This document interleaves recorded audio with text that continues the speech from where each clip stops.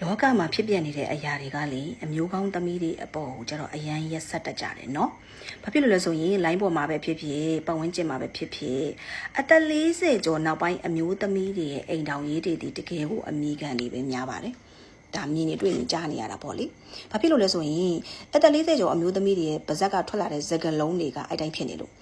ကျမကတော့ကျမယောက်ျားနဲ့အခန်းတော်ခွဲအိတ်နေတာ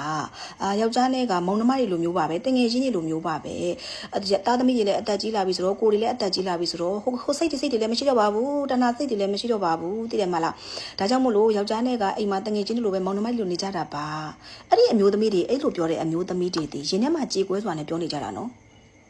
အမှန်တရားကစိတ်ဆင်းရဲနေတာအထီးကျန်နေတာ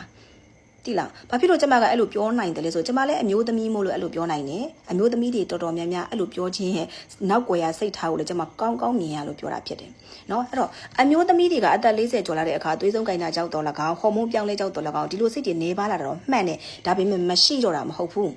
အမျိုးသမီးတွေအသွေးနဲ့ကိုအသားနဲ့ကိုတိဆောက်ထားတာလေလူလေဟုတ်တယ်မလားဒါပေမဲ့သူ့ရဲ့အမျိုးသားကသူ့နဲ့အတူမအိတ်ချင်တာဖြစ်တဲ့အတွက်ကြောင့်မို့လို့အမျိုးသမီးတော်တော်များများတည်နော်ဘယ်လိုပြောရမလဲစန္ဒကိုတိတ်ခါနဲ့ထိန်းတယ်လေအမျိုးသမီးတွေကအမျိုးကောင်းသမီးတွေက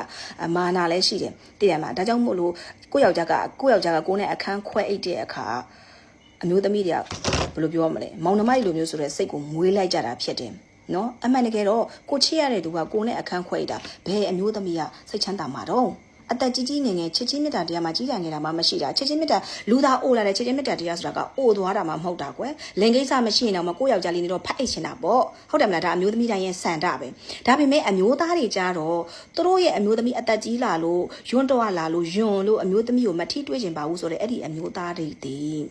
သူတို့ကအဲ့ဒီလင်ကိစ္စကိုတကယ်ပဲသူတို့အမျိုးသမီးနဲ့မပြုတ်လို့တိုင်းမကျူးလွန်တော့ဘူးတဲ့လားသူတို့ဒီတေချာဘောပြင်မှာခိုးစားနေရဖြစ်ပါတယ်ဒါကိုအမျိုးသမီးတွေသိဖို့လိုအပ်ပါတယ်နော်ဘာဖြစ်လို့လဲဆိုရင်ဟိုတလောတော့ပဲကြည့်လိုက်နော်တိုင်း100တောင်အန်ထားပြီးတော့မစားလိုက်ရလို့ဆိုတဲ့အဖိုးကြီးကတက်80ကျော်တယ်လေဟိုလေးတကြောကျော်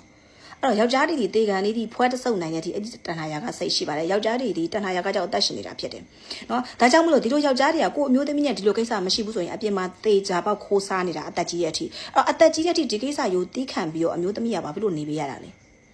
အဲ့တော့ကျွန်မပြောချင်တာအမျိုးသမီးတွေ